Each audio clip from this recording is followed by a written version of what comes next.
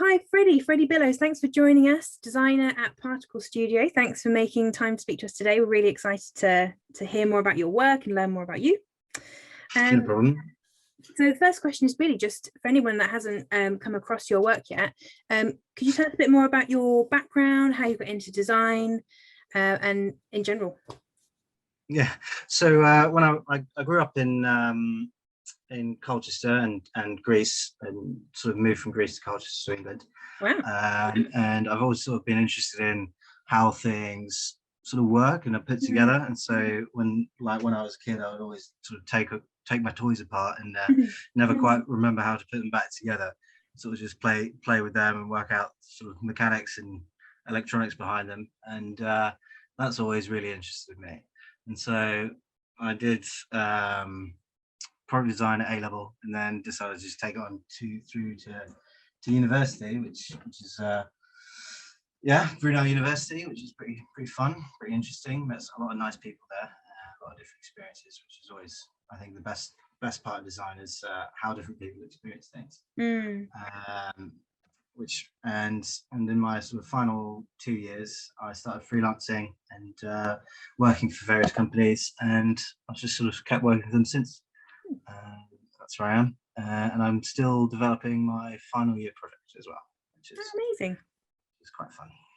Yeah, I definitely want to hear more about that. Thinking about your education then, so you mentioned that you were between the UK and Greece, and your different stages on the way to where you are now. What would you say your experience of education was growing up? How did you find education?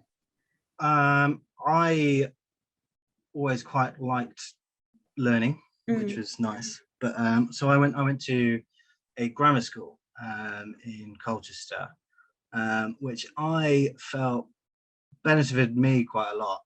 But I think it was a bit of an exam factory, and I don't think it benefits a lot of people. And certainly once you go into design, it was sort of strayed away from what they sort of pushed, which was more economics or medicine or engineering, that kind of thing. When I wanted to do design, it was a bit away. And my sister went to the same school, and she I think found the same when she was trying to do art instead of the normal. And I mean, it was fine, but and then throughout university, I got sort of less and less interested in other people telling me how to do stuff, and more interested in finding out for myself. Sort of just playing around, which sort of goes back to me taking stuff apart rather than listening to my parents about tidying up after myself. Just I think that's pretty much my experience. Okay, cool. And how would you say that the things that you've learned, skills, knowledge from your education over these different stages, how has that sort of informed your work, or perhaps translated into your work?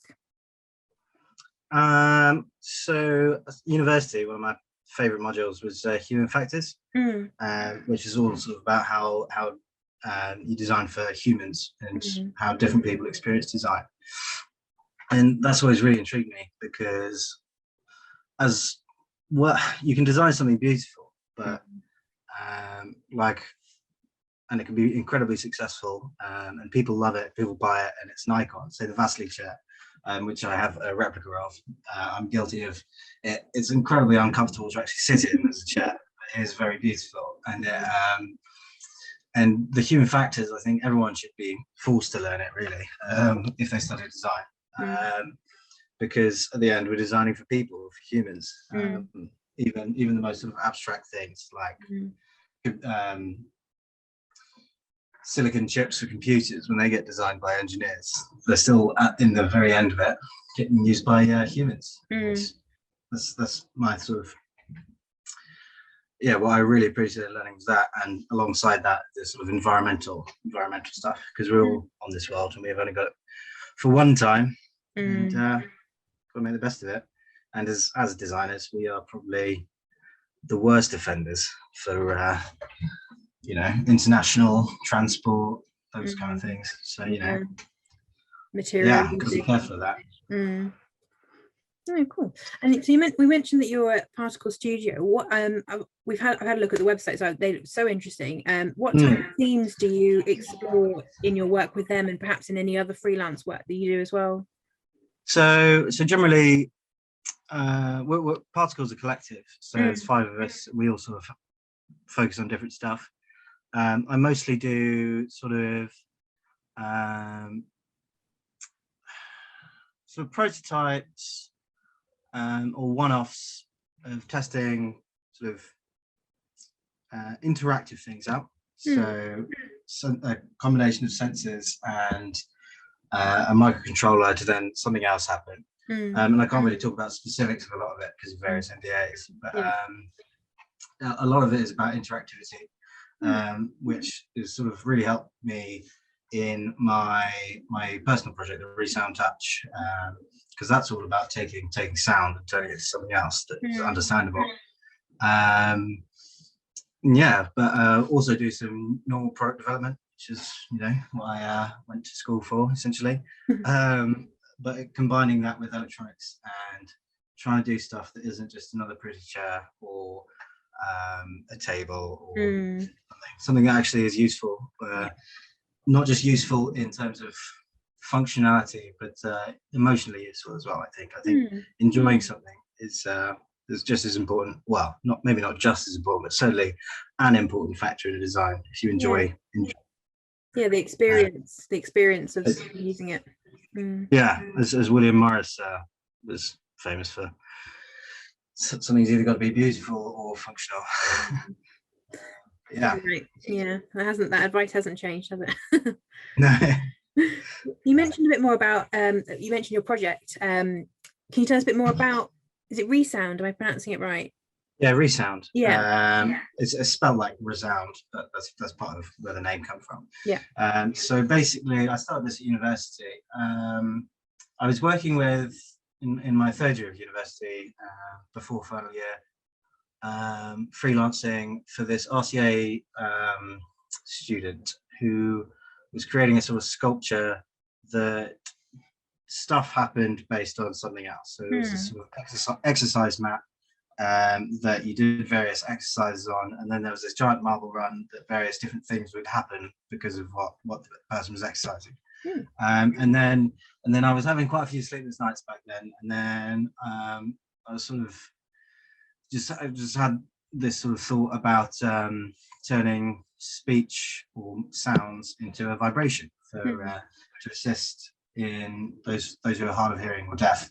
And initially I wanted to do it with music, but it turns out that's been done a couple of times before with various jackets and stuff. So I sort of focused on actually speech recognition, because none of the existing devices on the market actually address speech recognition. So hearing aids just sort of amplify sounds. Cochlear implants, which have their own plethora of issues based on sort of independence, and once they're put in, they can never be taken out. And they're most effective when sort of when you're young, if you receive one when you're young. But then if you're that young, can you really make the choice yourself whether you should have it? Have this sort of life-changing decision. And of course, both those things are quite costly. Hearing aids can easily be a couple of grand per ear. Cochlear implants, thousands of pounds as well. So I wanted to create something that could recognize speech, wasn't expensive, and sort of took advantage of the recent massive strides in technology that we've got, and open source technology in that regard. And so I did some research, and I spoke with deaf people, spoke with various deaf charities, did research into all sorts of speech techniques, how sounds come across, how speech works, that kind of thing, to kind of work it out. And so I designed this thing which it takes speech and uses Google's speech recognition software, its API, and then turns that into its individual phonetics. So a phonetic is a sound that a word is based on. There's 42 of those. And when people need to write really fast, they don't use the normal alphabet, they use the phonetic alphabet, like they do in courts, that kind of thing. And so they write down that as just writing in sounds rather than letters. And so you wear this belt, which is sort of this elastic fabric with conductive thread sewn in, and you have these little vibrating motors on them, and that's around your chest, under your clothes, so no one can see it. There's a lot of stigma around hearing aids with these big, clunky, ugly things. Or if you want a smaller one, they're then really expensive. And then on some of them, you can't even change the battery, so you have to just get a new one, chuck the old one away, which is a massive shame. And so this is under your clothes. It's got 6 points that vibrate, and then those 6 points sort of translate 42 sounds. So 2 points will vibrate together. That will mean one sound. One other point will vibrate. That will mean another sound. And so you learn these like an alphabet over time. And then as someone speaks to you, the microphone picks it up, translates, and then you can feel what's going on around you. That's amazing. And a really, I think, a nice little feature of it is that it doesn't just work for English. So if someone's speaking to you in French, you can translate at the same time into English on your chest. Or if someone's speaking to you in Russian or any language, it translates in real time and you can feel it, which I think is quite fun. And I've never sort of designed this as a replacement for anything, but more of an addition. Because I think there's not that many choices out there for deaf people for what they can choose.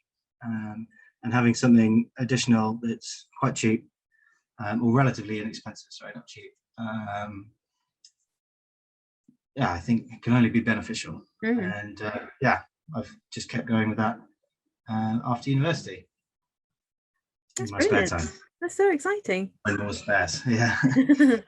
And where is it at sort of now? What point are you at with it?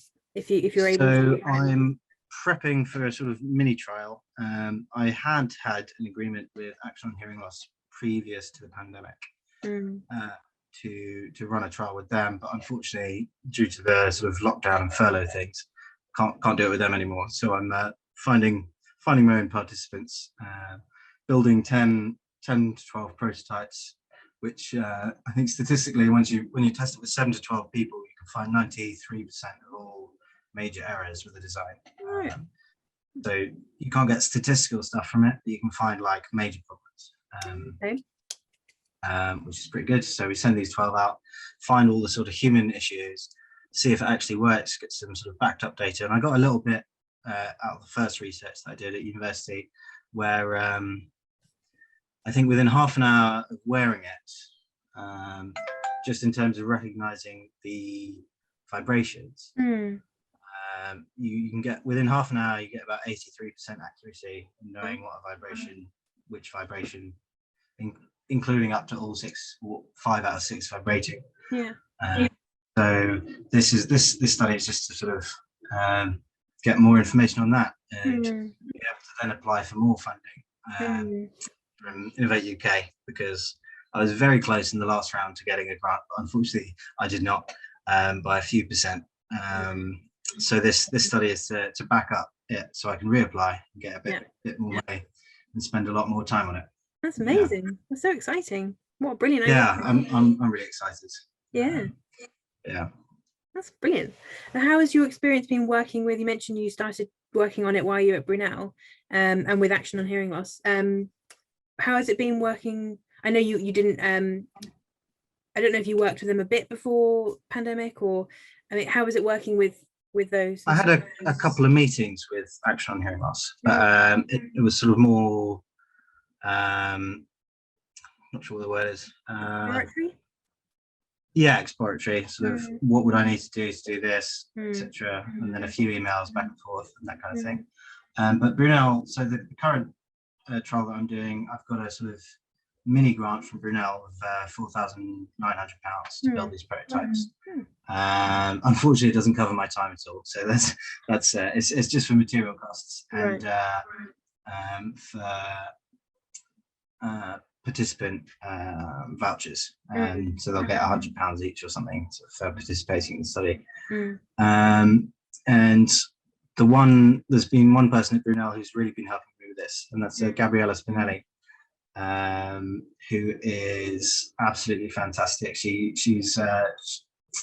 taught me human factors when I was at Brunel, and she's really good there, and she's absolutely fantastic at sort of helping out for essentially no gain on her part. But she does this with a lot of projects, I think, or a few projects every few years, developing things that actually help people. And I don't think I would have got this far without her at all. So yeah, shout out to her. So education and those institutions have been really, really helpful. Then it sounds they've been helpful. I think it's more individual people than the institutions as a whole. I think I find institutions quite difficult to work with because they're big and they have their own way of doing things, and I like to do things a bit different. And I think Brunel is a typical educational institution where the bottom line of theirs is money, I think, unfortunately, rather than the students. But I think there's definitely individuals within corporations that are really pushing things to the better. And so you mentioned that you like doing things differently and you think about things differently and use different tools. Why do you think society should use alternative models and tools, and what do you think the benefits of those might be? Well,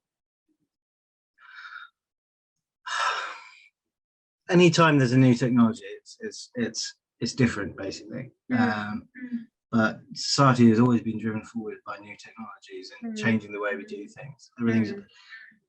Most major advancements have been quite progressive at the time. So the NHS, for example, or insulin shots, or vaccines. They're all at the time. Like, I think a lot of people like to stay in the status quo, and by changing the way we do things, you can just revolutionize everything. And I'm not very good at putting this into words, unfortunately. But yeah, I think trying new stuff is always going to be beneficial in the long run. Yeah. As long as we're careful of the long-term impacts. Yeah, totally agree. So just going back to ReSound, thinking more about the barriers that deaf people face in society, or people with hearing loss. What do you think? I mean, there's obvious barriers, but so what barriers do you think there are? And could you talk a bit more about how ReSound helps break those down? Obviously, you mentioned language, and obviously. Sure. Yeah. So there's a few. One of the big things that came up in my research was discrimination at work or in the office, in the work environment. And I can't remember the exact statistics now, but there was a good study.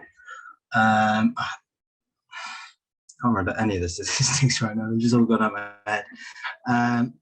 A worryingly large percentage of deaf people feel they've been discriminated at work, because they can't hear, or have trouble, have partially lost their hearing, or things along those lines. A lot of them, there's not a lot of support from businesses for them. So interpreters, say BSL interpreters, things like that, or other technologies. In busy meetings and stuff, you can a lot of people talking across each other. It can't be that easy to understand. I mean, I find it difficult following busy meetings, and and so that was one sort of big thing that stuck out for me. And following on from that, BSL is a British Sign Language. A lot of people just assume that deaf people know sign language, which is not the case. I think, is it about 10%? I think know BSL, or 10% of I think it's about 200,000 people in the UK are fluent in British Sign Language. It's not as many as you think, is it? Yeah. No.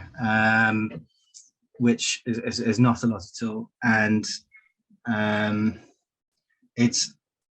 a lot of people assume sign languages are intercommunicable, but they're really not. So American Sign Language is different to British Sign Language. There's as many sign languages, if not more, than spoken languages. So, you know, that's not just the solution to sort of losing your hearing, is learning this language that not a lot of people speak. So, I really wanted to develop something to help those sort of situations. And obviously this thing is still in its early stages. And with a microphone, with speech to text, essentially it's based on speech to text, you're not going to get really busy scenarios like at a train station when there's announcers going and stuff. That's not the sort of use case that would be most useful for.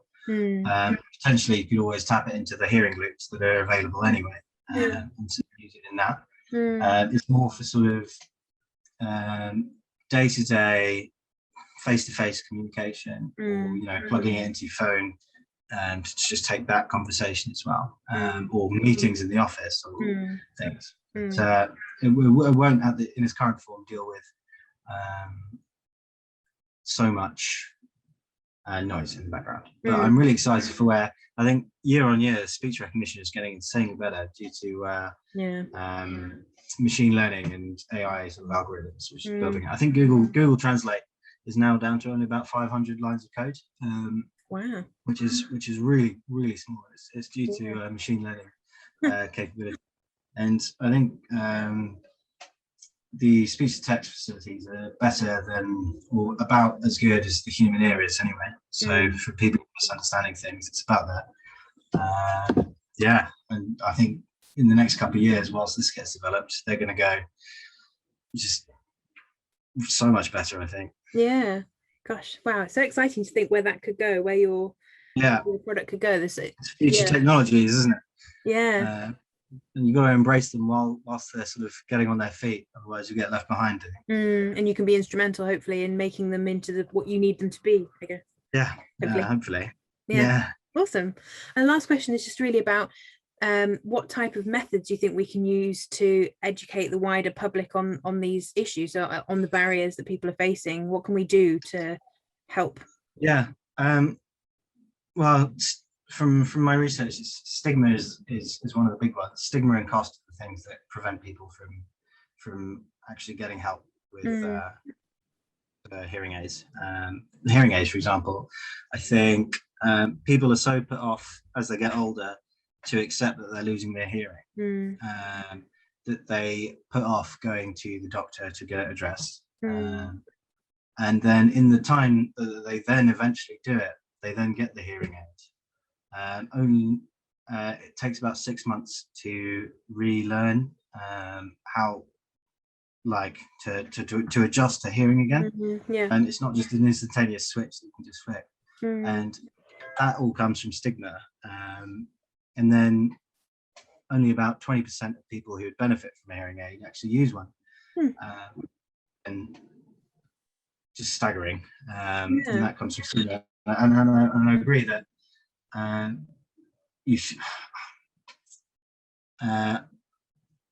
we should be designing to make people feel as comfortable as possible, but not by doing that. We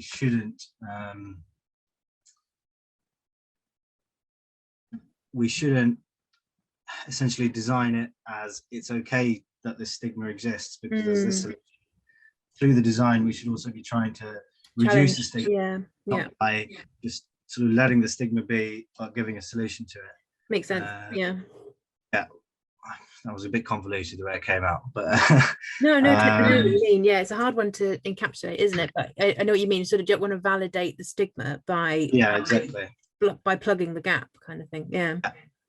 It's like taping up a leaking boat with duct tape or something. It's still going to sink. Just fix the boat and change the boat. but I think changing human behavior is one of the most difficult things to do in the long run. It's got to be a generational thing. I think they managed to do this in the Netherlands with cycling. I think they had a huge number of cycling deaths. I think this might be completely anecdotal, but then, like a couple of generations ago, this was a big thing, and they took a massive public education program to address this. And one of the big things was opening the door in your car when you're driving over the door without looking, so cyclists would go straight into the door. And so they had this massive education program, and now generations later, it's just been learnt through adults to children, without having to have these sort of adverts anymore. This educational program is just gets generationally just passed down. And that's how you address it. I think it's one of the big ways to do it. But unfortunately, with a government like ours, which isn't the most progressive in the world, it's going to be difficult to get people's voices heard as much when it's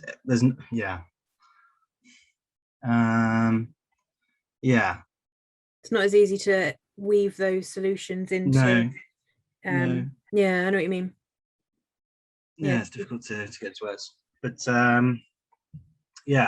but I mean, to put the fire on the government's heels, so to speak. If you want an economic number, it's something like $20 billion a year lost from our economy due to lost productivity from hearing issues.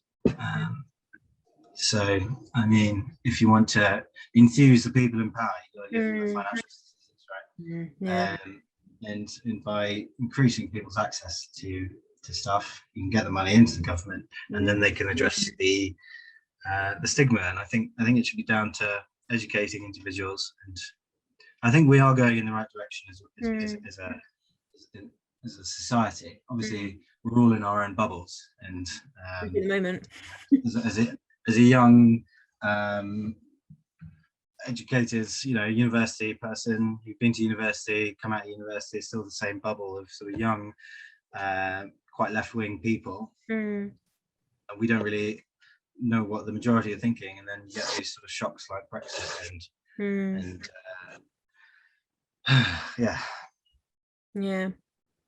so it's a tricky one. I don't think there's a simple, I wish there was a simple thing where you could just wave your hand and everything would be fine. There's not, unfortunately. But as someone who has had a fair amount of privilege in my life, I feel it's my duty to try and help give back, essentially, and try and fix things. Not fix them, assist. Well, that's what a lovely note to end on. That's lovely to end with that that ambition. Brilliant. Well, thanks so much, Freddie. Thanks for joining us. That was really, really interesting. Can't wait to see where ReSound goes, and I'll definitely keep a tab on your developments. I hope you managed to get your next round of funding, and it just goes on from there. Cheers. Thank you very much. Cheers. Thanks, Freddie.